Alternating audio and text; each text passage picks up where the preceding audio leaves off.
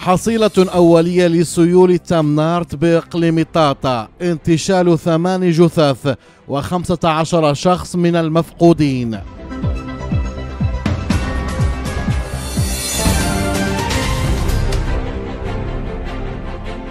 في حصيلة أولية صرح رئيس جماعة تامنارت بإقليم طاطا لموقع القناة الثانية المغربية بأنه تم انتشال 8 جثث، فيما لا يزال 15 شخصا في عداد المفقودين إثر الفيضانات الطوفانية التي عرفها الإقليم وتسببت في انهيار العديد من المنازل.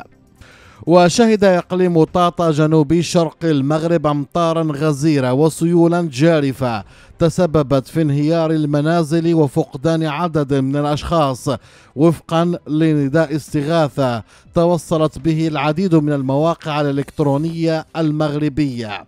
وكشف شباب من المنطقة أن هذه الظروف الجوية القاسية تسببت في انهيار منازل وفقدان عدد من الأشخاص في دوار أوغردا بسموكن التابع لجماعة تامنارت بإقليم طاطا. السلام عليكم خويا، قلت لك الدوار سميتو او كردا سموغن جماعه تمنات اقليم طاطا، نحاول نكتبها لك. قلت لك الدوار تضرر بواحد الصفه لا حول ولا قوه الا بالله. يعني الواد جا شطب داك الشيء كله، شطب شي 7 ديالو ما عرفتش شطب تما بالناس ديالهم 12 لواحد دابا مع حسبنا ومع الدوار عندنا راه فيه واحد النسبه الساكنه يعني قليله، يعني 12 واحد. حنا بالنسبه لنا تمشي بحال مشى لنا نص الدوار، لا حول ولا قوه الا بالله. المهم سيدي مشاو لنا الساكنه، ما بقاش لا ضو تما لا ريزو حاليا، لا ماء صالح للشرب، لا والو، ما كاين توا ما كاين والو تما. ما عندناش اخبار عليهم. وباش تمشي انت كان في واحد المدينه مثلا بعيد على عائلتك تمشي تشوفهم، دابا ما عندك فين تمشي، فين تدخل الدوار، ما عندك منين تهبط ليه، واخا عندك لا كثير. وأعلنت مصادر عدة عبر مواقع التواصل الاجتماعي أن الدوار السالف الذكر منطقة منكوبة، وذلك في أعقاب الفيضانات العارمة والسيول الجارفة التي ضربت المنطقة مساء السبت، مشيرة إلى أن مجموعة من الرحل بدورهم محاصرون في منطقة تامولت بيتزونين. وأكد عدد من الشباب انقطاع الكهرباء وشبكة الهاتف بدوار أوغردا بسموكن والدواوير المجاورة، وأن الساكنة تعيش حالة من الرعب والخوف بسبب ارتفاع منسوب الوادي الموجود بالمنطقة وفقدان عدد من الأشخاص وانهيار المنازل. وطالب هؤلاء الشباب من العمالة والولاية والحكومة التحرك إلى المنطقة من أجل تتبع الوضع عن قرب وإخبار الرأي العام بما يقع، مشيرين إلى أن الوضع مقلق جدا ولا يبشر بخير وفق تعبيرهم. وأظهرت صور حجم الدمار الذي لحق بالمنازل المحاذية لوادي أوغردا سموكن بجماعة تامنارت بإقليم طاطا.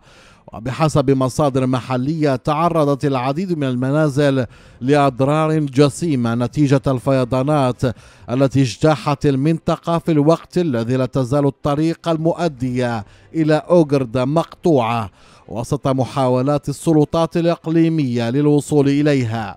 ووفق ذات المصادر فقد تم تسجيل انهيار أكثر من 7 منازل بدوار أوغردا سموكن بذات الجماعة بعد وصول وادي سموكن إلى نسب لم يشهدها من قبل.